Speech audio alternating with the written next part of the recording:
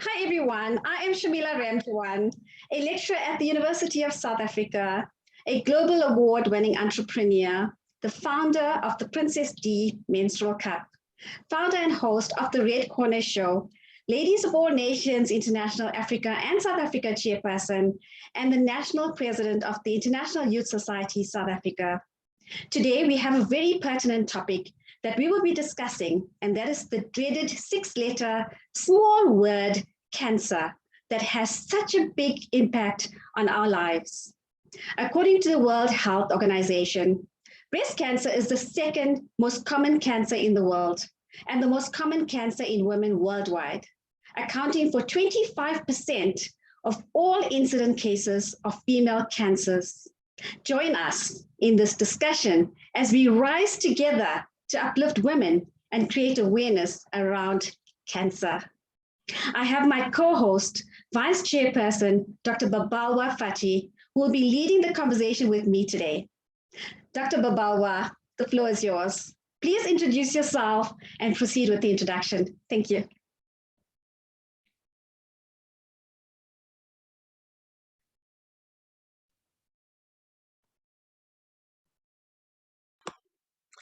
We cannot hear you. Thank you. Unmute yourself. Yes, thank you so much, Dr. Shamila. It's such a beautiful day today. As Mehdi had said, it sparkles.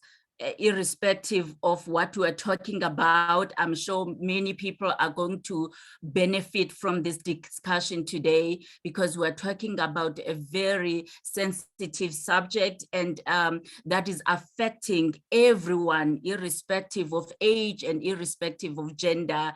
As Dr. Shamila has already said, my name is Dr. Babalwa Fatyi. I am the Vice Chairperson of Ladies of All Nations International. LOANI is about a movement of global network of sisterhood.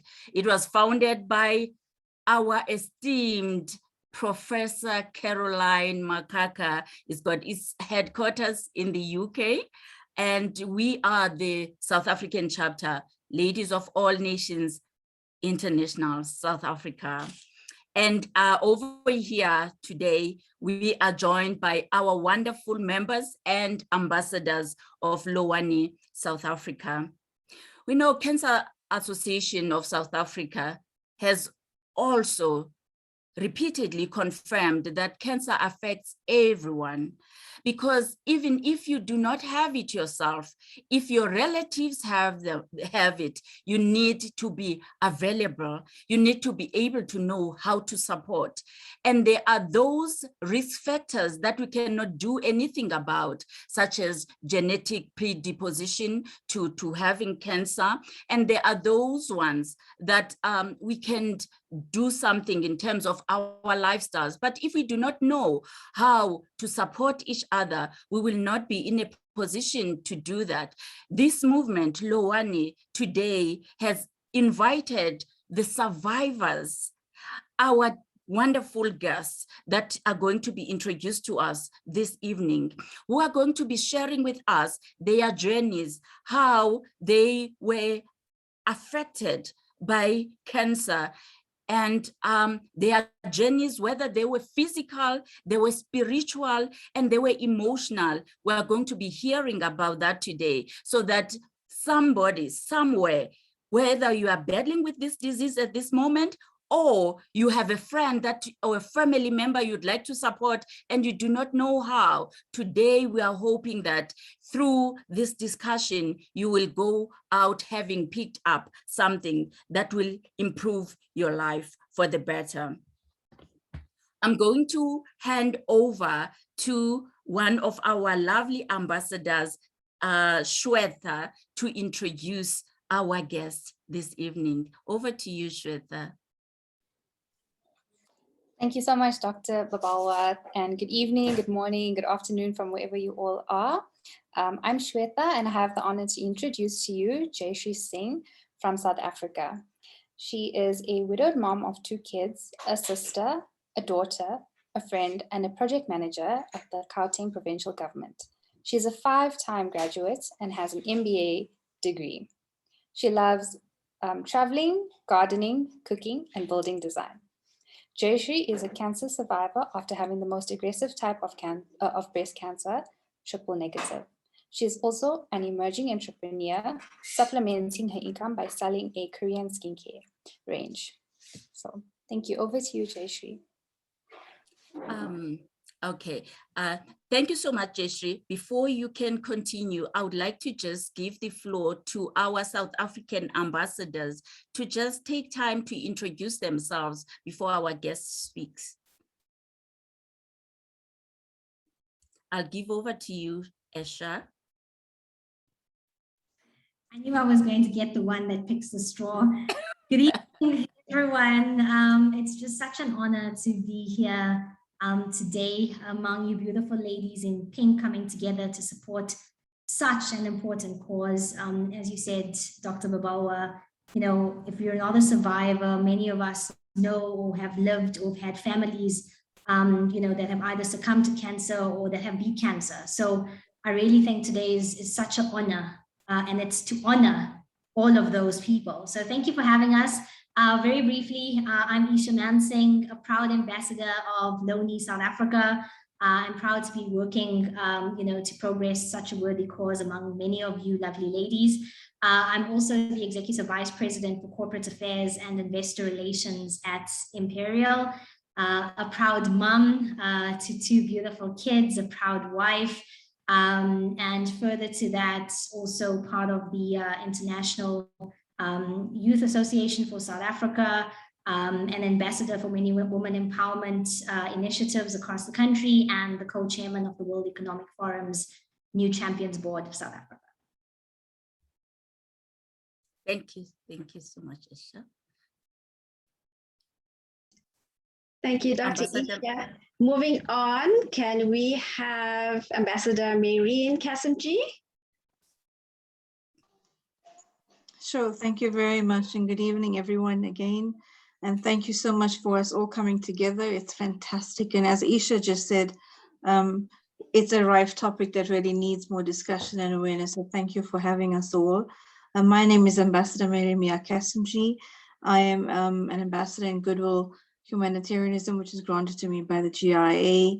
I'm also a very proud South African ambassador to the Ladies of All Nations International team. I'm the National Director for the International Youth Society, as well as the Country Director for what we call Igniting Young Minds and Dreams. I'm also the President of the South African Chapter for Success World 1 Academy, together with being an International Ambassador for the Global Educators Fraternity. My goal and what I love doing, and which is why I love and appreciate LOANI and LOANI SA, of course, is because we gain the sisterhood. And in our sisterhood is our power. And in that power is where we will definitely be able to make changes happen for humanity at large. And that is how we're going to be able to be that change that we want to see and feel. And I just want to say that in terms of talking about cancer quickly, that first 3 letters of CAN from the word of cancer is what stands out for me a lot. And I'll say why. Is because CAN for me means credit and nurture. And when you credit and nurture your mind, your body, your heart, your soul, and you find your balance, you're going to be able to definitely fight off and become the winner at the end of the day. So thank you again for having this really, really wonderful program. Thanks so much.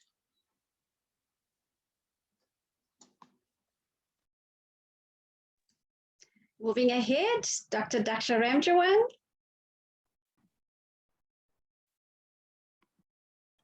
Please introduce yourself. Hello everyone, my name is Daksha and it's great to be here. Thank you for having me. I'm one of the Ladies of All Nations International Youth Ambassadors. I'm a director of my self-funded family foundation, FamRam Foundation. I'm an entrepreneur and owner of Taji Health and Beauty, and I am an events manager. Thank you, and I can't wait for today's session. Dodgen. Hi, everybody. This is Dodgen from Cape Town in South Africa. I am an ambassador for LOANI South Africa. I'm also an official ambassador and lifetime member of the Institute for Global Professionals. I am an entrepreneur, tax professional, and business consultant. And sorry.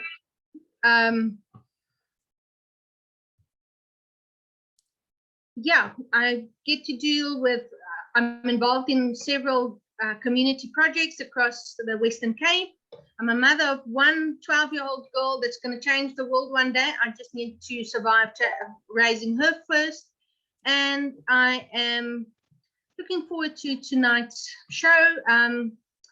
My eldest brother's son is a cancer survivor. He was diagnosed with AML leukemia at the age of 18 months. He is going to matric next year. And my late brother passed away 7 years ago, but was also diagnosed with cancer as a young boy and was in remission for 15 years. So cancer is something that was very close to our family, all survivors, but yes, it's really something that lies very close to my heart. Thank you very much. Thank you. Shwetha Suredin. Hi again, everyone. So I'm Shwetha. I am a digital marketing manager by profession. I have recently completed my honors degree from UNISA, which Auntie Shamila says is the best university in the world. I am a dog mom. I love travel, cooking, series watching, and yeah, just promoting living your best life and living in the moment. And that is me in a few words. Awesome. And Dr. Babalwa, do you want to add anything? Nothing at this stage. Nothing at this stage. Thank you, Shamila. Perfect. So we'll move right ahead. Welcome to our esteemed special guests. I'm so excited to have you all on the panel tonight. And I'm sure this is going to be such an incredible discussion. So we're going to kick off with Jayshree. Jayshree, we are delighted to have you on this panel. And welcome. Thank you, lovely ladies. And it's a pleasure and an honor to be on your show, Shamila. Thank you for the invite. Jayshree, you've been through this traumatic experience and you're going to share with us today. Please take us through your journey. When exactly were you diagnosed and how did you get the diagnosis? Okay, so at the beginning of 2020, which I do normally almost every year, I go in for a normal full medical. And my GP booked me for a full medical where I had to have mammogram, bone density, bloods, all of those things. So on the 20th of February 2020, I went in for a normal mammogram and the technician picked up something and she called the doctor in and they said no. They see something on the mammogram that they just want to make double sure, so we'll have to do a sonar. So I thought, okay, cool, we can do that. And when the doctor came in and then she says, no, she sees 3 little things and, you know, we want to do a biopsy. And I said, okay, cool, I'll be back. I'll see you on tomorrow or on Monday. And she says, no, we'll do it like right now. It'll take literally 5 minutes. So I was like, I'm rushing to a work meeting. And they said, no, 5 minutes. So basically that 5 minutes changed my life because they did the first biopsy and yeah, it was fairly painless. Second biopsy, third biopsy, and then I immediately knew that something was not right. And so they did the biopsies and they said 3 working days. It was a Thursday. So I drove back to the office, called my sister and said, this is what's, you know, I went in for a memo and they've done some biopsies and I'm a little bit worried. And I think it was the worst weekend of my life because those 3 working days, they say it's nothing, you know, it's something. Mm-hmm. And I had to wait out until the following Tuesday. And nobody was calling me. So after lunch, I called my GP, he hadn't got any results. Then I called the doctor who did the mammogram and they said they'll call me back. And like I demanded my results and then they said, okay, one of those were positive. So I was in the office to drop all my work, and I went up to my director and I said, this is the news that I've just got, and I think I need to go and see my GP. And I went in, and so being a single parent, a widowed one, was double hard. And my son was away on a vacation at that time. My daughter was in school. So basically I had to console myself and deal with this in my own way. But I think I've learned how to deal with things on my own, and it was fine. So I just had to calm myself and not think about it. And everything from there happened so quickly. Within the next day, I was booked in to see a specialist, and within 2 weeks, I was already in the program and ready to start my treatments.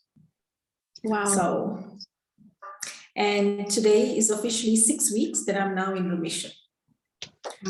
So yeah, it feels great. Awesome. So Jayshree, just take a step back. When you got the results and you were told that you're positive, what went through your mind at that time? It was like, oh my God, because growing up, cancer is like the worst, you're gonna die. I think most of us think that. And I was like, what's gonna happen to my kids? How am I gonna handle this? And then I'm a Google freak. So I started Googling and, reading up all of this literature on breast cancer. And then I have a lovely friend who's in the medical profession, and she was also working with some research on cancer at that time. And she, gave me a lot of support. And then I went into the doctor, to the breast specialist, thinking that this is the best breast specialist in the country, probably the world. And she was now referring me to another doctor, and I'm like, why are you referring me? I didn't understand that you have to see the different doctors for the different processes, because all of this was foreign and new to me. And then I was referred to an oncologist, and during that process, I kind of took a step back and said, no, why are they referring me, and who am I seeing next? And I kind of like put it all together, because they assume that you know everything when you go to the first doctor. And I think that there's so many patients that they don't take the time to actually explain the process to you. They give you a lot of reading material, which was great, but at that time you don't really want to read, you just want to hear the answers. I can imagine. And so I took a step back, I went through all the literature that was given, and and before I knew it, I was in treatment. And I was told that not all cancers require chemotherapy or radiation or surgery. But unfortunately for me, I had cancer called triple negative, which is highly aggressive. It's not hormone related, so the treatment of it has to be aggressive as well. So it's been quite a journey. I had 6 chemo sessions. I had a 6-week break in between. Then I went into surgery, another 6-week break, and then into radiation. And here I am a year later after radiation and 6 weeks into remission. So it's been quite a hell of a journey, because prior to that, I was perfectly fit, perfectly healthy, and eating correctly. I've never smoked in my life. I've alcohol. I've never overindulged. A social drinker. And eating all the good healthy foods, and then to be diagnosed with cancer is like, oh my gosh, why me? Yes. So I think that is a question a lot of people would ask, why me? But how's your life changed since the treatment? And please tell me about your support structure. Who supported you during this time? So in my immediate family, I was the first person to be diagnosed with cancer. On my paternal side, I have a cousin. So she had breast cancer, and she was diagnosed 5 years ago.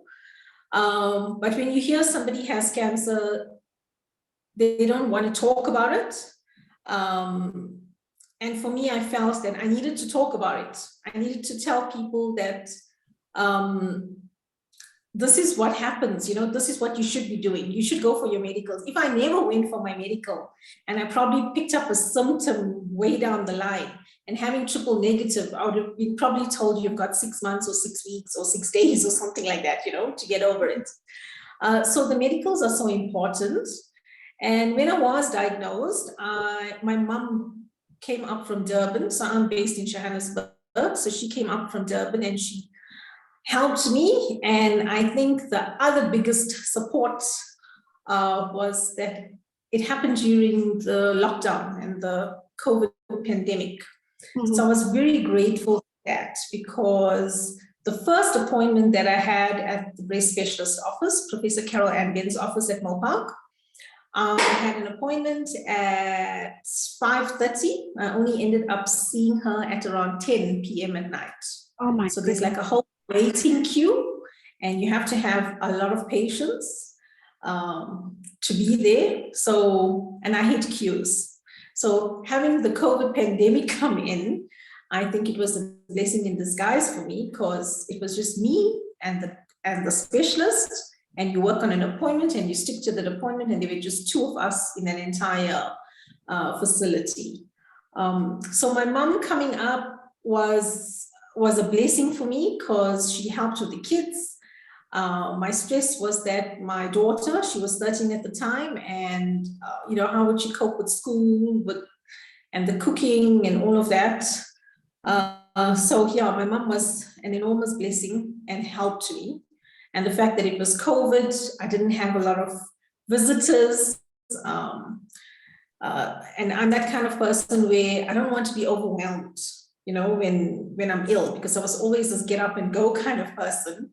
And I didn't want people pitying me and feeling sorry for me, and so I think having had the lockdown, it was amazing for me. I could concentrate on my treatment, and I could concentrate on getting better and having my own space, because I think I heal better when I'm within my own space and not crowded by people. Yes. So that was amazing for me. So you've been through it all. What would be your advice on support that can be given to patients, because you've been a patient? Yeah, so in terms of being a patient, so the first time that I went for chemo, I didn't know what to expect. And I didn't want to ask about it, but I did do a lot of reading. So the first chemo that I went, I was amazed to see that that entire facility had a patient in every chair. And the moment one patient finished their treatment and was ready to leave, there was another patient replacing them. So there's a lot of people out there that have cancer. The facilities are full. So the first time that I went, they explained the drugs that they were giving me, and I had a drug called triple negative, which is, a drug called the Red Devil, which is used for the triple negative patients. And it's like one of the worst and the most aggressive chemo drugs that you can get, and its effects are really hectic. So before the treatment, they said they're going to give me an antiemetic drug, which will subside nausea, etc. So, the treatment has advanced so much that that when you hear of somebody having cancer, you can almost imagine them over the toilet in the bathroom, throwing themselves up. But for me, I didn't experience that. So they give you a drug to kind of subside that and suppress that. And all the other drugs. So it was just a drip. I did feel a little bit uneasy, but I think it was in my mind and my head that this is what I need to do, that I need to throw up. So when I came home, I was still pretty okay. And I made myself throw up. I think it was, it's like the psychological thing. Yes. And after that, it was pretty okay. You kind of learn how to react with the drug. The secret is to drink lots of water before your chemo and after your chemo. And for me, that was nothing new, because I always drank lots of water, and that helped. Having a good, nutritious diet helped. I did see a dietitian who recommended specific kind of eating plan, and I was already doing all of that in general. So it wasn't a very big transition for me. And during the treatment, chemo patients generally lose weight. I didn't even lose not even a gram. And I actually put on 6 kgs during my treatment because it was lockdown. You couldn't walk, you couldn't even get out of your house that first lockdown. So put on 6 kgs. And my mom being here, I was being fed all the time, all the good stuff, all the healthy stuff too. So it was great. Mom's yeah, and absolutely. And the journey itself was a very tough one, but not what I had imagined. I'd imagined something terribly worse. And going through it, I think it was so much better. And I think if we all talk about our experiences, I think for the people going forward, it would be so much better. After I put down my story on Facebook, I had a lot of calls and messages from my colleagues, friends, and family to say that they were actually diagnosed with such, and they had gone for such treatments. And I was like, you know, if I had read about somebody or heard about somebody that I knew that had experienced this and picked it up from a mammogram, for example, I would have immediately went quicker and earlier, because prior to that, I had missed 2 years of my mammogram, because they say you start them in your late 40s, and I wasn't even there then. So, you know, out of sight, out of mind. But if you know somebody and they're advising you that, you know, if that happened to somebody, I could be the next one. So probably let me go and get my medical done. And I've had lots of people tell me, thank you for your write-up. Thank you for letting us know what you've been through, because now I've gone and done my medical, and yeah, so it was absolutely amazing. And it's also, I believe that sharing my experience, I was probably helping and enlightening and educating the other people out there. Because when we think cancer, we think, gosh, you're gonna die, and cancer brings the death word with it. And then I learned that there's so many different types of cancers. Yes. And breast cancer, 4 types, and not every type requires the same kind of treatment. I've also had a colleague who was diagnosed with breast cancer, but she didn't have the same type of treatment as me. So yeah, it is treatable. The technology has advanced so much that the treatment plan is way better. And yeah, so you know, I was ill after chemo for probably 2, maximum 3 days after that. And then I was back to normal, you know, getting back to normal in week number 2. And by week number 3, I was perfect again. And then I had to repeat the treatment. So yes, it's treatable, and it's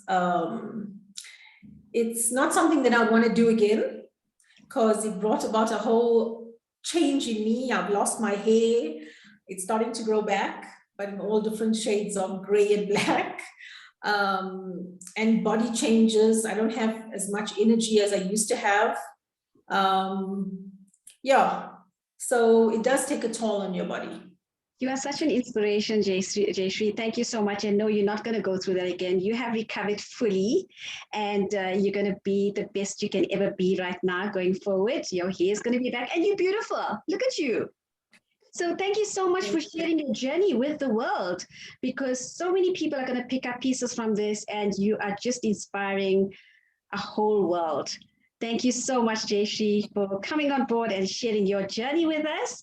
We move ahead to Daksha, who is going to introduce our next guest, Madeleine Wober, who is Maddie, the Sparkles from the USA.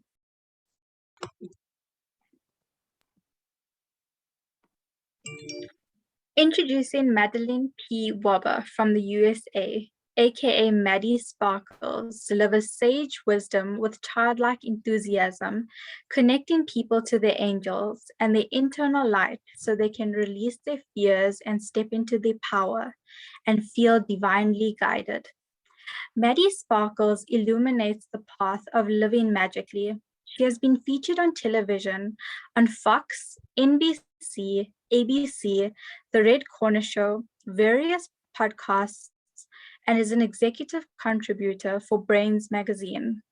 She is an intuitive healer working with angels and spirit guides, voice actor, inspirational poet, and transformational empowerment coach. She also offers angel and oracle card readings for empowerment and healing in all areas of your life. Welcome, Maddie.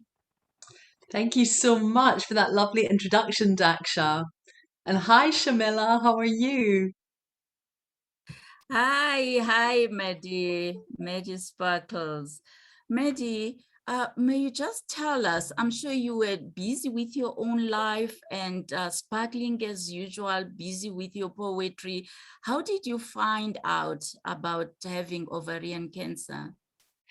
So I found out back in 2002, I went for a pap smear. I just went for my regular smear test. And at the time, I was super fit, very similar to what Jayshree was saying. I was healthy. I was working out 3 times a week, doing a very advanced form of yoga. I was actually studying in New York City at the time, fulfilling a lifelong dream of becoming an actor. And so when I went back to Scotland, I had all my medical stuff done. And when I had the smear test, I arrived back in New York and found out that it came back positive. And they had found a really big fibroid the size of a grapefruit in my stomach, around near close to my ovaries. And I had no idea. I didn't feel anything. I didn't know it was there. I just felt sometimes on reflection that when I was doing my exercises, when I was lying on my stomach, I felt a little bit bloated, but that was it. No pain, didn't know anything. If I hadn't gone for the smear test, I probably wouldn't still be here today. So the pre-screening really helped, the routine screening. So even with breast cancer, maybe things like mammogram, it can help to detect these things. It's good to know about those symptoms of having a bloated stomach as well. How did the diagnosis affect your life, Maddie? That diagnosis at that time when this was these news were just shared with you, how did that affect you? I was quite shocked, but I was also very matter of fact about it. I did not read anything. I did not Google anything. I didn't want to, but I didn't know at that point that it was cancer. As soon as I had the pap smear back that was positive, I just thought, okay, well, I'll have another one, and then we'll see what happens after that. Because they don't really tell you anything. They just say, it came back positive. We'll look into it a bit more. And so it wasn't until I had been back in New York for a few weeks and the doctors in Scotland, which is where I'm originally from, said, speak to the New York doctors and see what they say. And so when I spoke to the doctors in New York, they told me the news, but no one had mentioned the C word yet. No one had still said it's very possible you have cancer. So it took a while for me to find that out. And I think I actually had to say to the family doctor that I had in Glasgow, just spell it out. Just tell me, what is it? Like, don't try and protect me here. I need to know. Just tell me exactly what it is. And so I think it's very important to really, like, again, what Jayshree shared, you have to ask sometimes for what you need to know, because they try and protect you sometimes, especially if it's a family doctor. Yeah. And I was very focused on my acting career at the time, and I was very committed to the play that I was rehearsing for. And in my mind, I was going to do it. Whatever happened, I was going to do it. I was advised strongly not to. The doctors in New York said you really should not carry on with any studies or doing the play that you're rehearsing for. You could fall down on the stage. It's very important that you take care of this and take it seriously. And I, being the stubborn person that I was and very, very committed to my craft, I said, no, I'm doing this play. I'm going to make it happen, and then I'll deal with it. So, the 6 weeks later, I did the play. It went really well. And then the next day, the day after, it was like my body completely caved in. Like, it was just like I broke out right in hives, and I felt really ill, and I just had no energy. And And that was when I had to fly back to Scotland, not even knowing if I'd make the flight because I felt so ill. But the cancer that I ended up being diagnosed with was ovarian cancer. And it's so important for all of us to have our smear test. Is that what you call it? A pap smear or a smear here? And where you are? Yeah. Because that's also another medical type thing that many people just don't bother with. And it's so important, especially with ovarian cancer, where you really can't feel it. You don't know. I had really no signals. So apart from the fact that I felt a bit bloated, but that could be anything. So yeah. So I think to answer your question, I was quite shocked, but at the same time, my mind was very practical, and I just thought, right, okay, I'm gonna deal with this. I'm gonna deal with it. So that's what I was thinking at the time. Yeah, and you are giving these tips about doing pap smear. What other tips can you give that can help somebody out there to pick the signs at an early stage? Apart from going and having your medical or your smear test or mammogram if you're 45 and above, to be honest, I think for me, the number one thing is to really stay positive. And it sounds very counterintuitive, but I'm a firm believer that mind, body, soul is all related, even if it's genetic. It's no one in my family had ever had cancer. And I felt very, I had been reading a lot about healing myself, positive affirmations, and reading about miracle stories from other people that had survived and healed themselves. So that's where my mind was going to. I was going to the positive and the good outcomes. And that's the road that I chose. I just decided I'm going to be super positive. I'm going to close my eyes and visualize my body inside and out as being the healthiest it's ever been. And yeah, there's the wee voice at the back of your mind that's telling you, oh my God, you've got cancer. This is crazy. But I really think that because of my mindset and because I was really on that path of looking to the positive and feeling really blessed about the doctor that I had and the support that I had from my parents, I felt like I was on a really good path. And I think that was a key factor in me not needing to have chemo and not needing to have radiation. I had 3 big surgeries, but I didn't need any of the I didn't take any medication and I didn't take any radiation or chemo.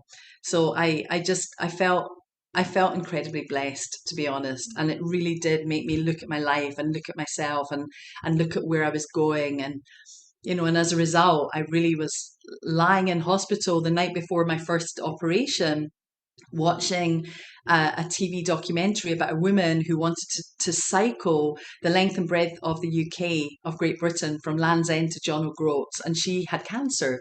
And she was so positive and wanted to give back to the world and do this cycle to raise money for charity because it was on her bucket list. And I was watching this documentary the night before I was going for surgery. Before I saw that TV show, I was thinking, oh my gosh, what's happening? I'm following my lifelong dream, my childhood dream of becoming an actor. And why is this happening? It's that why thing again. And then this documentary came on TV, almost directly answering my question. And I knew right away, you know what? Maybe I'm not here to be an actor. Maybe I'm supposed to be helping other people. Maybe I'm supposed to be healing other people. And that's what then led me to look into becoming a life coach and becoming an advocate for empowering and supporting other people, men and women. And that was the turn that my life took after that. And I've never looked back, and I feel incredibly grateful for that. Mm-hmm. Yeah, I'm sure there are people out there right now being patient, dealing with their loved ones, trying to take care of them. It's good to just hear somebody else how they coped, because not two people's journeys are going to be the same. So everybody has their own way, their coping mechanism. It's inspiring to hear how you just decided to focus on positivity, and it seemed to have worked for you, your journey. And maybe going forward now, how can you, what can we learn more about the brand Medi Sparkles? Oh, thank you so much. Coming up? Thank you so much for asking. Yes, my brand Maddie Sparkles incorporates everything about living magically. No matter what you go through in life, there's always a silver lining. And I really believe that every difficulty that we have, even if it seems tragic or devastating or awful to us in our mind, it's there on our path, our personal path, to teach us a huge lesson. And in that lesson, you're given great gifts. And everything, when you look back on your life, has happened for a reason. So I run Living Magically retreats, and I will be running a Living Magically retreat in Italy in the summer of 2022. So May 29th till July 2nd, 5 separate retreats. And I'm super excited to invite 10 people per retreat to come and learn all about the angels, to really step into your power and tune into your internal light so that you can leave with that inner sparkle really glowing and radiating out. And you can also find out more about everything else that I offer, including the angel readings that I do, which are very powerful, on www.maddiesparkles with an S at the end.com. Thank you so much. Wonderful. Thank you so much, Medi. Thank you so Thank much you. for sharing your journey and your story with us. I'll give over to Shwetha to kindly introduce for us Jo. I am enough. I love her when she says that. Firstly, thank you so much to Maddie and Jayshree. Your story is super inspiring. I'm just feeling all sorts of good vibes. Thank you so much for sharing your story. Please allow me to introduce Jo, and forgive me for saying this wrong if it's wrong, Jo Wiehler from Italy. Jo Wiehler is a fun, powerful ball of energy, born in Durban, South Africa, and the proud owner of Label, Bayonetta, B&B, and the Powerball team. Jo is an incredible mural artist, author, and entrepreneur, specializing in sales, marketing, and branding. She will inspire you to dream bigger and reach higher. Hi, welcome, and to the two speakers, Maddie and Jayshree. Did I say that correctly? Thank you for sharing your stories, because this is not easy to. This is something that is not easy for us to share. So, thank you for having us. Thank you for allowing us to share our story. And no two cancer stories are alike, as we're all going to hear tonight. But it is so empowering and so strengthening to hear the victory. And we are so excited that you are 6 months in remission. That is just the best, most fantastic news ever. Every one of us, when we had that news, I'm sure is the best day of your life. It's like. Absolutely. Jo Wiehler from Italy, we are so honored to have you on our panel tonight. Well, thank you for having me. I'm so excited to be here. Jo, we've heard from the two other ladies sharing their journeys with us. We're going to hear your side of it now.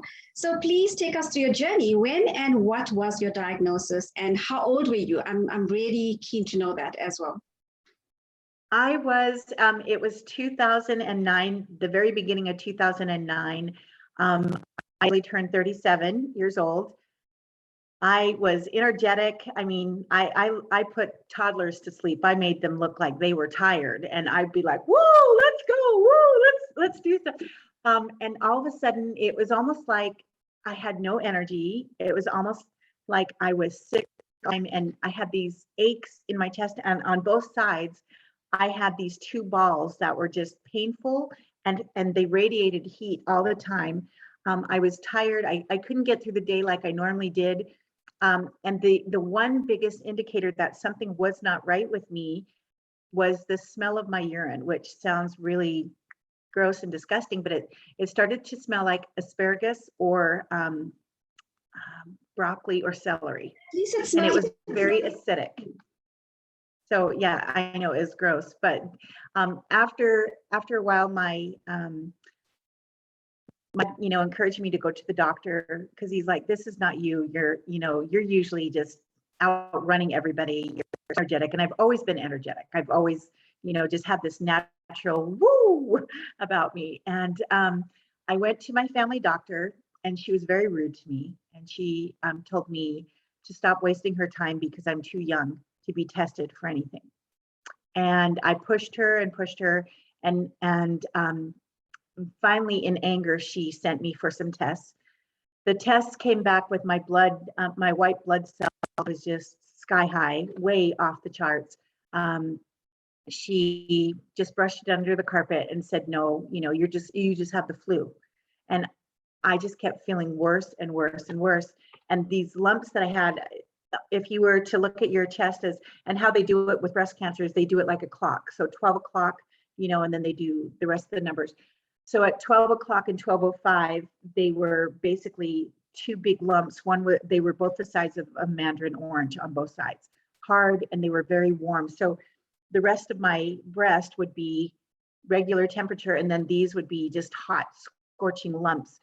And so I went back in again and again to her. She checked my chest, told me it was just swollen milk glands, told me I was, you know, getting ready to have my period. So I'm just over emotional about it. Finally, my dad took me to his family doctor. By that time, they had done all the mile markers and all the tests on me, and all my results were way off the charts. So I ended up going to a cancer specialist who immediately sent me to a breast cancer specialist. And all she did was breast cancer and,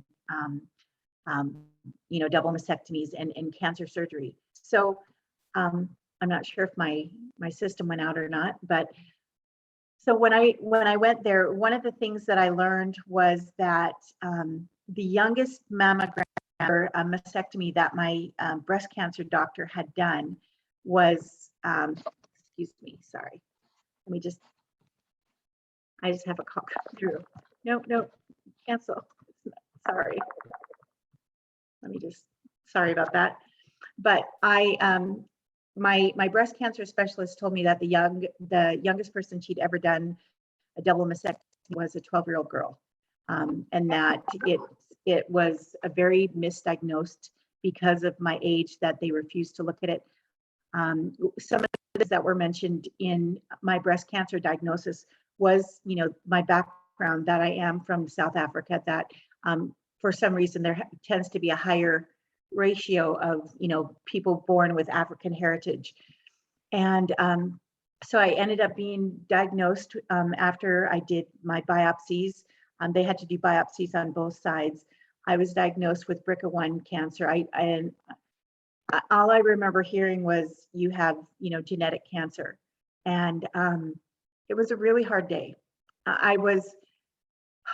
So, you know, everybody's journey is different. And this is really still a hard topic to talk about.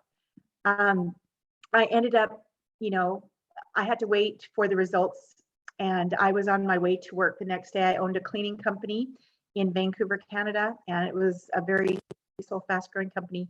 I was on my way to go and clean my last clean of the day. And that weekend we were doing a breast cancer luncheon for my business, because I had just had two very close friends die of breast cancer. Oh my God. And I was, yeah, it was, so for me, my thinking was, I can't just sit back and do nothing. I do something to at least do something. So we started doing Mother's Day luncheons to raise money for breast cancer and for cancer. So it was the Friday, I think the Friday afternoon, right before we were doing the breast cancer luncheon on Saturday. And I was on my way to clean my last customer of the day, and they called me and they said, "Joe, you need to come in." And I said, "Oh, I'll come in after I clean my customer. I'm happy, you know, I'm just laughing." And she goes, "No, you need to come in now." And I went in, and I walked into her office, and she grabbed my hand, wrapped me in a hug, and she said, "Your test came back, and you have BRCA1, and it's a genetic cancer, and you've got stage 4 on both sides."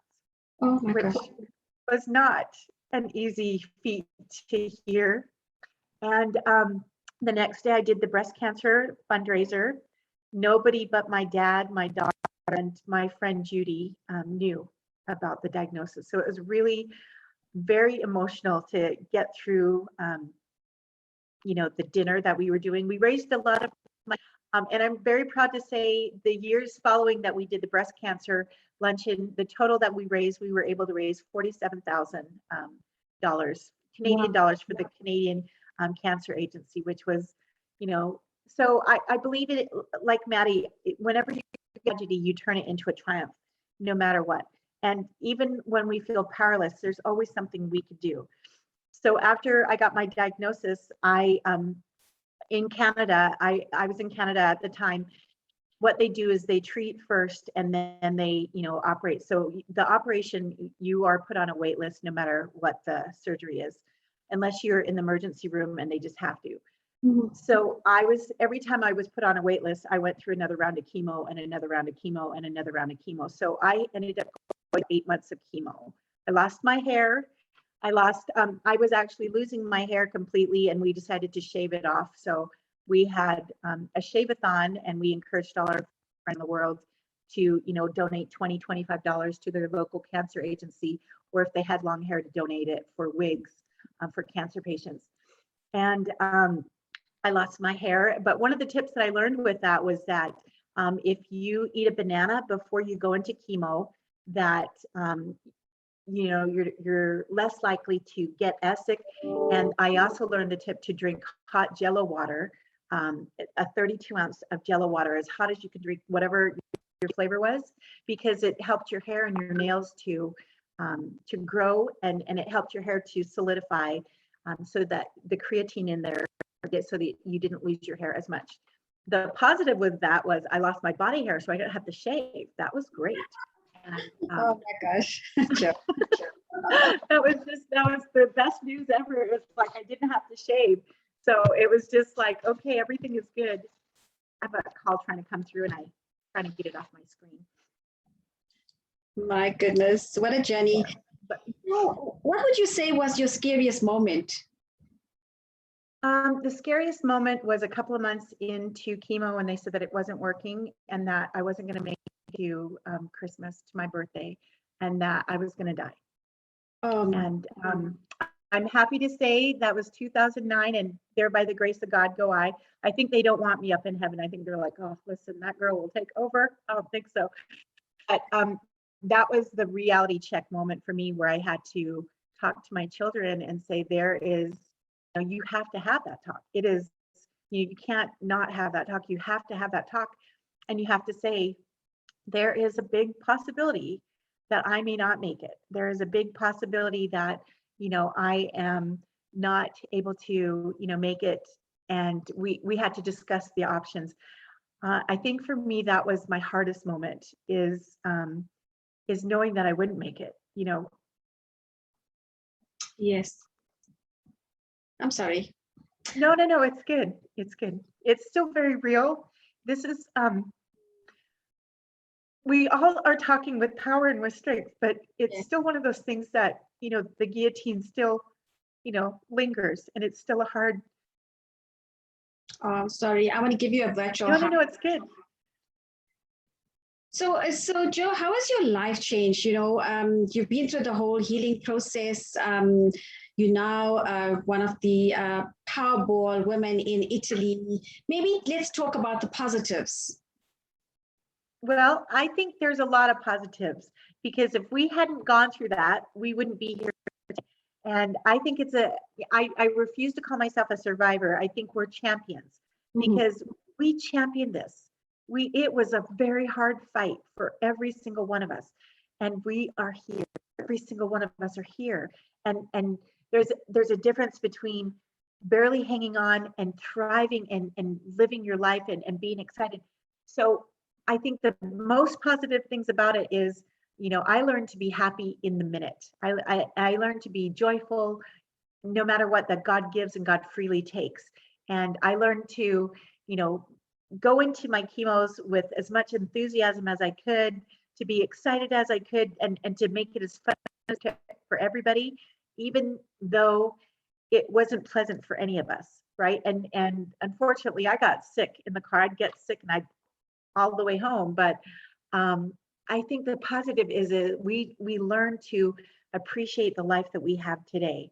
We definitely make goals, we definitely make plans, but life today becomes even more important. And then talking to the children and your family and people that you love, it's so important that you tell them you love them. It's so important to love every day and to forgive every day and to thank the Lord or the universe, whatever you believe in, for every single day and every single minute, because that is a gift. And it actually made me live fuller, to say, I'm going to just take chances. I'm going to take risks. I'm going to live and roll into heaven with scars and, bruises everywhere, and go, whoa, what a ride. Let's do this again. And it really made me value life and to be excited for every day, because every day there's something amazing that's happening in our life. And I think that is, the most incredible thing that we could do is we don't realize how important life is until life is almost taken from us. And, with me, I had a double mastectomy and a total of 28 rebuild surgeries. So it was a very hard recovery road, but it also taught me that my new normal is a new normal. And that, there are things that we can do. We could still impact the world. We could still help others. We could still serve. We could still give of our light. We could still, be a blessing to other people. And we could still use our experience that we have to truly have love and compassion, and to wrap our arms around other people and say, you know what, I don't know exactly your journey, but I love you and I'm here. And, so it's, so I bought a bed and breakfast in Sabianita, Italy. And there, by the grace of God, came coronavirus. So we didn't open on time. We were supposed to open in 2020, but God had other plans for all of us and said, no, let's do something different. And, ended up, coming up with the Powerball team. And Maddie is one of our amazing coaches, which I'm so excited. She's going to be doing a retreat, and you guys definitely want to be there. But it gave me the strength and the courage to say, why not me? Why can't we take chances? Why can't we live? We are still alive. God has given that to us. Let's live. Let's fully live. Love it. I wish you all the best, Jo. You're such an amazing person, and thank you for sharing your journey with the rest of the world. Thank you for having me. Yes, you have our support. Big hugs from South Africa to our South African lady out there in Italy. Oh. And can I just say thank you all, ladies, for sharing, because it's not easy about. This is not easy to talk about. And every single one of you are champions. And every single one of you can do it, and you can have the life that you want. And you know what? God has given this to you as a gift to share with others, to be more relatable, and to be able to, what you're saying today is helping somebody else, right? So if we hadn't gone through it, we couldn't be here today to help and to serve. So thank you so much for having us. We love you so much, and we are so grateful. Really, really appreciate Maddie and you crossing over the shores to talk to us here in South Africa. So we now cross over to Daksha, who is going to introduce Penelope Noben Naidu from South Africa. Over to you, Daksha. Thank you, Dr. S. I just want to say thank you to everyone for sharing their stories today. It's such an eye-opener for everyone, and especially to create the awareness. And I definitely agree with Jo that all of you are champions, and thank you again. So our next guest is Penny Noben Naidu from South Africa. Penny is a sales consultant for a medical company, a mother of 2 sons, a grandma to 4 beautiful grandkids. Her journey has always been one that reflects on positivity. Her journey with cancer was a painful journey, but in all of that, she tried to see the light at the end of the tunnel. The experience has also given her so much more. Her altitude of gratitude has been raised. It made her value every person, to give love and hope to others in all situations. Breast cancer did not ruin her life, but it changed it. She adds, going through cancer changes you. You learn to appreciate each day a bit more. You add more, you are more thankful. You understand that life's challenges are really opportunities thrown at you. Welcome, Penny. Thank you. Thank you for having me. It's nice to see some familiar faces. Okay, that was just load shedding now. Yeah. Are you fine? Thank you so much. All right. Thank you, Penny. Yeah, we've just gone through it as well. Penny, How did you find out? May you share that difficult stage of just going on with your life and bang, you are told this news and your life changes? How did you find out? So for me, I was on holiday with the family, and I noticed I had a rash on my breast, on my nipple.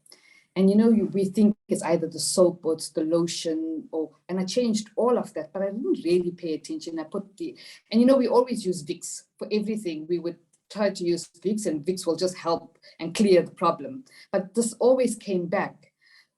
So while co-traveling with my colleague on a country trip to one of the hospitals, I did mention to her that I have this rash, and she suggested, "Oh, come, let's go see one of her surgeons and get an opinion for it." And you know, when you have the contacts in the right places, you manage to get an appointment. I mean, just kidding. I mean, we had to go through this whole Yeah. I got to see the doctor, and he asked, "How often do you have your mammograms?" And I said, "I have it yearly because my mum had breast cancer." And so he said, "When is your next one?" I said, "I'm due next week." And he sped up the process, and I got it done the same day. So he just wanted to see where I was in the situation. He didn't tell me what was wrong with me. And I was so glad that I got it done so quickly because it just helped. And on Saturday, the 31st of January, 2016, that changed my life. That was the hardest day for me in my life. My son accompanied me to my appointment because I'm a single parent, and the doctor asked for my son to sit in with us. And all these medical terms were thrown at me. At the moment, I did not understand. I was totally blocked out. You can be a medical person, but you still will get hit with all these big words and fancy words that you would not know. And I was diagnosed with this rare breast cancer called Paget's disease, and that's the disease of the nipple. And they found 2.5 lumps, which were now at an aggressive stage. And this just all happened in the space of 9 months. And I was dumbstruck. I know million questions go through your mind. First one, like somebody said, am I going to die? The shock, the anxiety, the disbelief, it was an understatement. I felt as if my whole world just crumbled in front of me, and I didn't know what to do. And you know, you could have the most amount of extensive knowledge, but when something like that hits you, you just don't know what to do anymore. Thinking the worst of myself and fighting with God at that time and asking, why me? I think we all do that. We all ask, why me? I had to process this, and I wasn't ready. I was in a brand new job. I was just almost 6 months into a new job. And I'm just thinking, what am I going to do emotionally? How am I going to help myself? So that's how it all started for me. So it seems it's not only just a physical aspect that you need to deal with. There's so much emotions. You need to be emotionally ready. There's a lot of emotional, it seems, turmoil that you have to overcome. And you survived all of that. Wow, Penny. And tell us about the operations and the treatment, if you had any. So while I was still at the doctor's surgery, I suffer from FOMO. I hate to miss out on anything. So we were going to go on a sales conference. And I'm still saying to the doctor, no, we can do this operation another time and we can sort this out. But I need to go on the sales conference because it's my first sales conference with this company. And you know, we go to fancy places and we do fancy things. So I didn't want to miss out on all of that. So he said, and how long is this conference? I said, no, it's next week and it's for 4 days. And he said, okay, we're cutting it a bit fine, but let's just go on it. And I sobbed all the way home. I mean, just like letting the most important people know about what was happening. That was my daughter-in-law and my other son, and everybody just rocked up, and my best friend and my aunties and my cousin all just rocked up in my flat. And when they rocked up in my place, they all burst into tears. And I stood and I watched my pillars of strength crumble. So what do you do now? You just got to carry on with this, put on your big girl panties and just carry on with this journey. And for me, because I was a 38F, I was a big girl with big breasts. And I made light of it. And I said, oh, at least I'll have smaller breasts now. You know, you enjoy the fact that you're going to I can choose what size I want to be in. Doctor asked about reconstruction. And that's all I wanted, laughing and crying. You know, it was the order of the day. And literally from the next day, we did this whole journey together, my family, my friends, and my colleagues at work. And for me, it was all about that my mom had passed on, not that she passed on with cancer, but she did with heart failure. But when looking at how strong she was, I picked up all her energy and I made myself strong like that as well. My treatment plan, I had 3 operations. They were 2 weeks apart of each one. Each one were 4 hours. The first one was to remove the cancerous breast. The second one, they had to open it to see why was the wound infected. And the third one was to remove the inflator. So there goes my reconstruction of not having a breast. I refused to put myself through that anymore. My body was so sensitive and I was never prepared for this. And I just had to accept the changes of my body and had to start to love my body again. Because every time I looked at myself, I had no breast. I mean, this breast was not there and I was lopsided, and you would use a bra with a fuller, so it makes it all look, and everybody would say, oh, but you know, put your bra right, you're lopsided. So at that time, it was a bit embarrassing because you don't know what you're going to do and how you're going to look. Chemo was something else for me. I wasn't looking forward to it. You know, when you hear all the horror stories of chemo, I was HER2 positive and I can identify with Jayshree. So I needed harsh treatment, as it was explained to me. By now, this was the fear of the unknown. The times that I was sick was not, like you said, we had the tablet not to make us puke a lot, you know, not to live in the toilet all the time. And you hear all the stories when you sit in the chemo room of how people have to go through all of this. I never had to have a port put in because when my body rejected the inflator, they said to me that the port might also be giving me a reaction.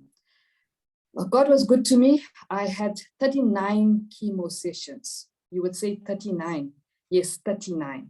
12 was Red Devil. I called it my angel and not the Red Devil because it saved my life. It gave me a better quality and a new lease on life. However, the chemo suite, what stood out for me was the compassion, the love amongst the nurses and the patient, and that made it much easier for us to go through this process. There were days I had my moments and I would think that this would never end. And you know, when we look at medical aid, I wasn't on the level that where they would cover my medical aid expenses. I was in a lower category. So I had to pay 25,000 Rand for a vial of the Red Devil, and I needed 1.5 per time. And just as well, I had dreaded disease cover at work and I was able to pay for that. Otherwise, God knows I would have had to go to a government hospital. And it was really, really something that I always stress in all my talks to patients is that please see if you can even take a hospital plan so you don't have to go through, have to cash out this kind of money to pay for your treatment. I would have chemo for 2 days, for a day. After 2 days, I'm bounced back only to have chemo the next week again. I must say losing my hair was another thing for me. I didn't like the wig.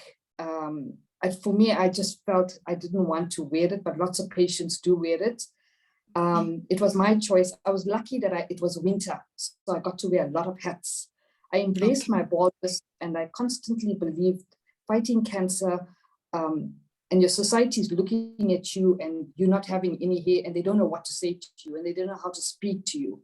So those were all the things that you go through where you got to say, it's okay, it's fine, I have cancer, you know, you can talk to me. People feel that it's somehow going to get transmitted to them. It doesn't work like that. So those are all the challenges that I experienced. I didn't want anyone to feel sorry for me, like somebody said, because we go through all of this and we learn to rely on our faith, and we help with the grace of God, we get through all of this. Yeah, I was seeing one of your posts when you went into remission, you were thanking the support of your friends and the family, and you were just saying exactly the same thing, that it was really the grace and the faith that you had going through this that pulled you through.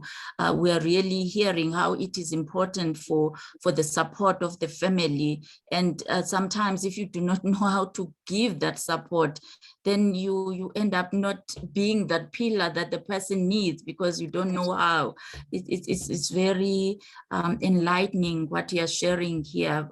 All our survivors today, you are all telling us about the early warning systems, the diagnosis, the treatment, and something that we don't even think about, the post-treatment effects or the post-traumatic effects of it all.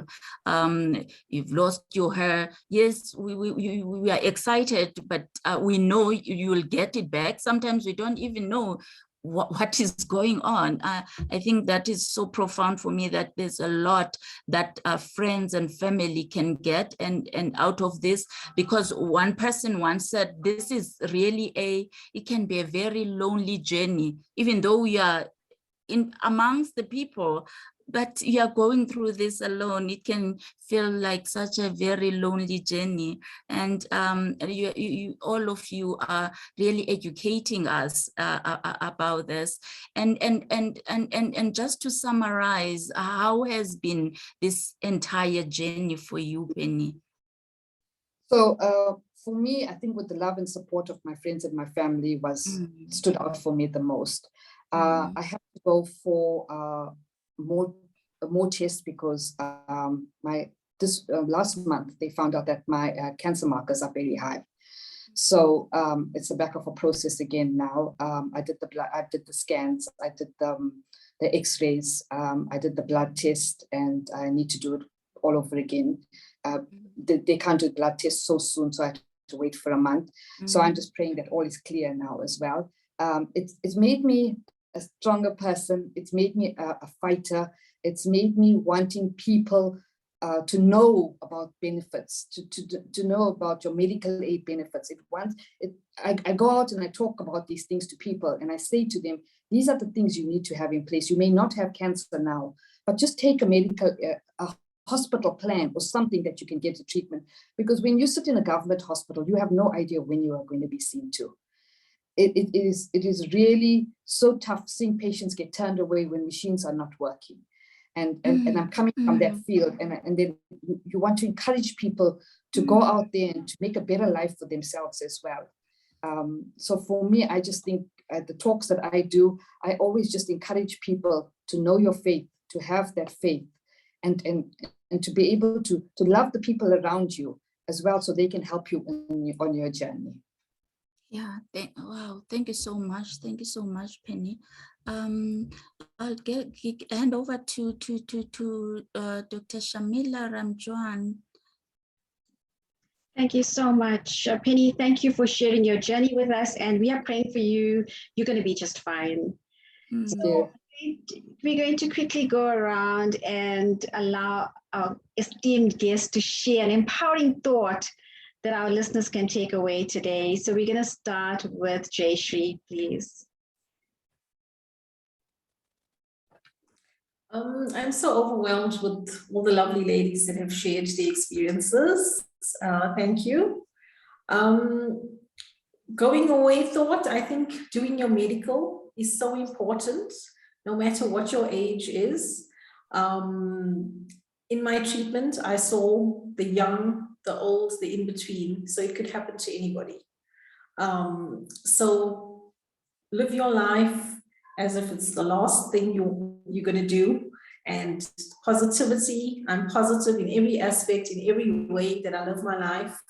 I'm still doing the things that I'm supposed to do prior to cancer. I have a bucket list that my husband and I did when we, were married and putting our lives together. And unfortunately, that didn't plan out because he left early.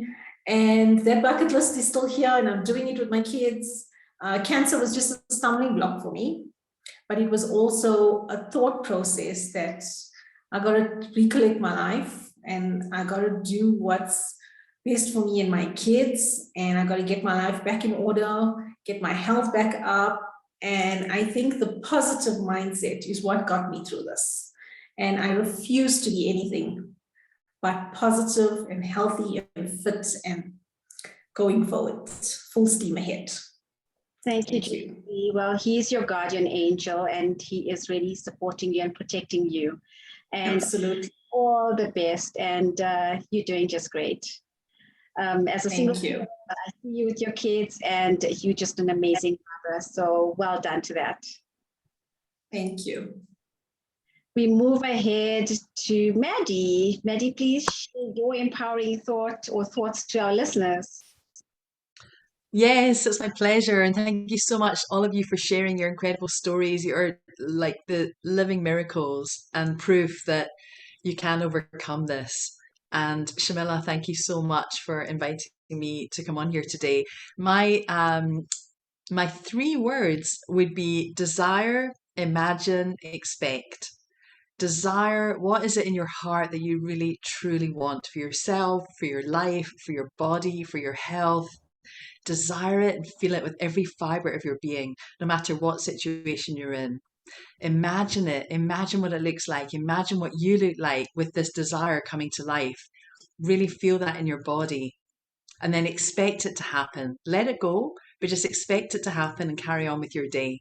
Because if you start really feeling as positive as you can, whether that's having a laugh with friends and family, watching a movie or a TV show that really brings you joy, being around your dog or your children or your cat or whatever it is that you have around you that really lifts you up, that is going to internally heal your cells within you. The positive energy really impacts the cells in your body, and you can heal yourself.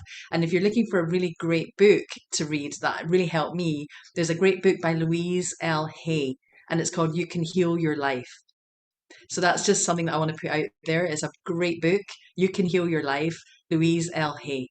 That's all from me. Thank you so much. Thank you.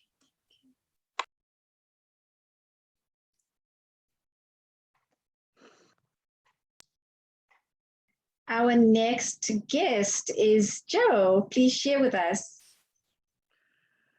I would say what I learned from having cancer is to be joyful, even more joyful, double it over with joy, and celebrate even going to McDonald's, just little things. Every single day is a gift. And my daughter would remind me this all the time when I was going through some of my surgeries.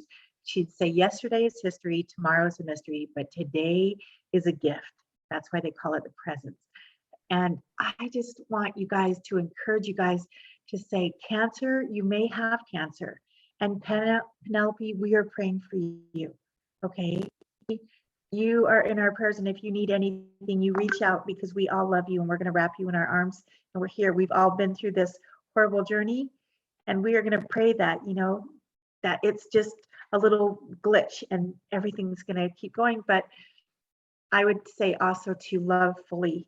If you don't know when your last day is going to be, my daughter passed away, and one of my daughters passed away this February 2020 of cancer, and they said that she was just having period cramps, that she was just bloated, and she ended up passing away, you know, all of a sudden, and nobody had any warning. So I would say, if you don't feel right in your body, don't let the doctor not check you. Insist you know your body better than anybody. You know how you feel better than anybody, and you know, be firm, even if it means you have to go to another doctor. And I would say my best advice is to just know that the Lord gives and the Lord freely takes, and count it all joy. It's all, we're all good. We all want to go to heaven one day, but not today. Not today. Like, okay, listen, we were just kidding. Maybe in 25, 35, 100 years. That's it. And you know, and if you just allow yourself to also see the funny side of cancer too, because excuse me, because there's a lot of fun I had when I was having my double mastectomy, you know, and I'd go in for surgery. I'd write all over my body, cut here, X marks the spot, you know, funny stickers on my on my chest. You know, liposuction is much appreciated. Like, don't be afraid to have fun with it, right? And just love fully. love with all your heart. You never know when you're going to get a second chance. Excuse me. And that's all, because I'm choking. Thank you so much. I love your humor. Thank you so much. Thanks to all you wonderful ladies for sharing your advice and tips. We're going to move ahead to Penny. And Penny actually touched on a very relevant, we tend to forget costs in all of this. And I know the cancer treatment is very, very expensive. And, she touched on that today. And it's such an eye opener for a lot of people because, don't believe in the saying that it's never going to happen to me because you never know what's in store for you and what's God's plans. So Penny, your last thoughts, please. Oh, we can't. Sorry, I'm muting. Okay, for me, cancer's taught me a lot of things. It's scary, it's ugly, and it doesn't choose race, color, or age, or gender. And like we say, we're all associated with death, and we need to change our mindset, and we need to know it's about hope. At the risk of not sounding cliche, the experience has made me grateful for many things. Foremost, the mercy of God that surrounds me and helped me fight this. I made sure that my life is made up of amazing and kind and loving people. Go out there, make beautiful memories, meet new people, be grateful for every day that you open your eyes. And when you do, say, thank you, God, for this day. I've also made a bucket list.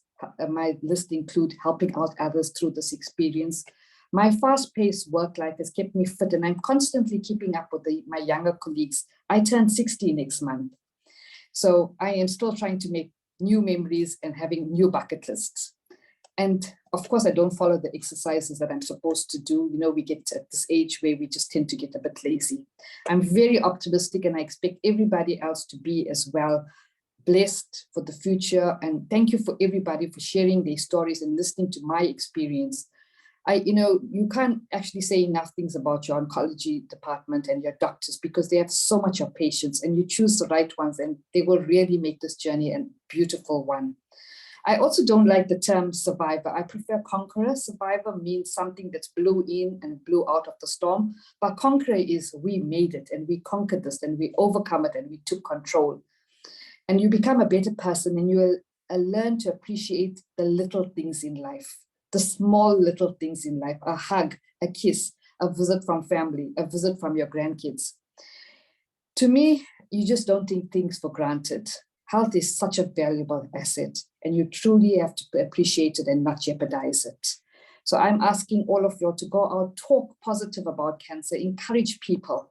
Don't let them, lots of people cry about it, but I've decided that I can't cry anymore. I cried as much as I could, and I can't cry, and just encourage people. Encourage them to lead a better life and to go for all your tests, to go for all your x-rays, and you'll find out that there is a light at the end of the tunnel. Love it. Thank you, Penny, and thank you for your words of inspiration and wisdom. And yes, I do. I agree with you. Let's celebrate the moment. Let's celebrate our life's journeys.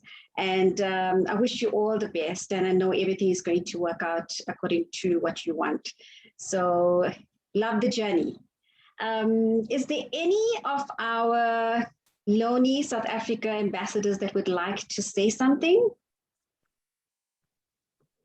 Good evening. Good evening. My name is Shwetha Singh. Hi. And I was invited, thank you very much. I was invited by Penny, I think, when she posted post on this event for tonight. And this evening I was able to invite two other new cancer patients. One is very new, Anisha, who was on right until the end. And I think when she heard the guests will be speaking or the final comments, she disappeared. So Anisha is really struggling right now, and Naidu had her surgery from Pietermaritzburg, and she was also on. But my focus and my purpose over the last few years is to support women in all forms of not only health issues, but I do substance abuse and many other education. I have a skills training center, so I'm very academic inclined with lots of little things, mostly in terms of employment and recruitment and how to develop women and youth. So Penny is a shining star. I know her personally as a friend, very, very much on the social side and also in her business. And I want to say tonight that she has been one of the most inspiring women who had cancer. And I watched this evening a bit of tears here and there, Penny, and I could see that there is a bit of a challenge now. But I just want to say to each and every one of you, thank you, Joe. Thank you. It was really, really great. And Jayshree, and yes, Maddie the Sparkles as well. It was really, really beautiful to hear you come out and give support to two of my new cancer patients. I've never had cancer, but as I said, in terms of the work I do, I tend to feel what they're going through. So to each and every one of you, thank you. I think the platform is beautiful. I think that you could do a lot more in terms of exposing this platform to other cancer patients. It would be nice to see the numbers in this, because you guys have shared such important aspects tonight. The area that Penny covered in terms of affordability, medical aid, the needs and how to go forward is the most important aspect here in South Africa. When people don't have money and they don't have access to medical aid, then you had the support. You know, when Penny spoke about going home and having a family there and her friends there, and I know Penny, we danced together, and that's how I can see her growth, because she's going to dance through the storm. She is going to dance through it. And the time when I heard she was ill, I remember inboxing her on Facebook, and because we track each other there, and I said, wow, girl, you're going to do this. And you know, God is so good. So I would like to, I think it's Shamila, that's your chair. I would like to say, well done, Babalwa. Thank you very much for your introduction. I think this forum is an important forum to open up the doors for people to communicate and develop the strength and courage they need. Jayshree, like you, so many of you are single parents. Penny, I heard tonight 4 grandchildren. I'm saying, wow, because when I knew Penny, she didn't have grandkids. I have 3 now. So you actually got 4. So I don't want to hog the space tonight, but I want to say God bless you all. I know your journey. I want to read something and say something in my going away. And this is what I want to say. Cancer is, I had it right. Cancer is just only one chapter of your story. Remember that. Cancer is only one chapter of your story. So you have the book, you will complete the book, and that is only going to be one chapter. Good luck. God bless. I hope to see you guys soon. And it was lovely. Thank you. Thank you, Shanta. Thank you, everybody. We love you so much. Thank you, Shanta, for coming on board and just sharing your voice with us. We truly appreciate that. And yes, I do have a forum. I have my own chat show called the Red Corner Show, and I would love to have you as a guest on my show. Ambassador Mehreen Cassimjee. Yes, hello. I just wanted to say a few things. Well, I'll try and do it very quickly. You know, I think you know this about all of us, and I think each one of us as ambassadors of LOANI SA are the same in terms of the empowerment we give off. And as a motivational speaker myself who tries to instill inspiration, and as an empowerment specialist, especially of women and our children around the world, listening to our guests tonight gives us a whole new perspective onto what empowerment should actually mean. And it's not just about empowering others, it's how you actually empower yourselves when you're going through adversities like these actual champions and conquerors have gone through.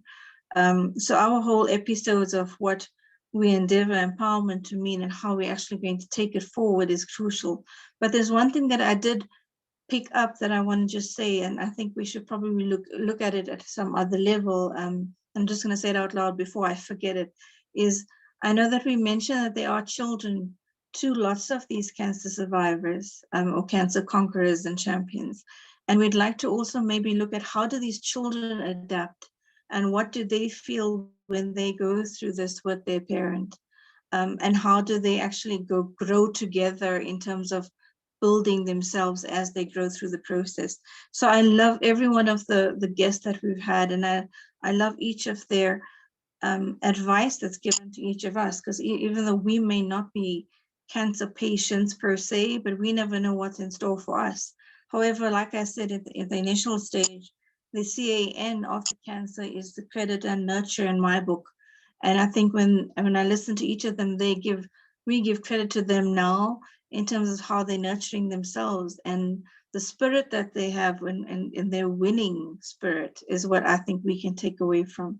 So I really, really loved this entire program, and I give total credit to each of our guests and tell them thank you so much for teaching us and giving us more, that we can be ambassadors to the world with more knowledge now in terms of how to actually make empowerment better for those around us. Thank you. Thank you, Ambassador Merin. Dr. Babalwa, do you have anything to add before I go to the conclusion? Thank you so much. Thank you so much, Dr. Shamila. It's just been so empowering, and thank you so much to our guests. Thank you for giving those messages of hope. Thank you so much, for even sharing that this is about conquering. You are really overcomers. Thank you so much. And you have empowered other people today. And it's not easy to share. This is a personal journey, but you stood up here because you have a heart to help others. Thank you so much. And thank you to Shantz as well. Thank you for giving that message to us. Thank you. Would love to chat to you again at a later stage. Thank you so much for bracing the event. Thank you. Thank you, Dr. Over Babalwa. to you. This was such an insightful discussion, ladies, and I want to thank our special guests from across the globe, Italy, the USA, and South Africa, for sharing their journey tonight. I also want to thank my co-host, Dr. Babalwa, Fatyi. You were great. Our LOANI South African ambassadors for taking the time out of their busy schedules to be with us today. Thank you.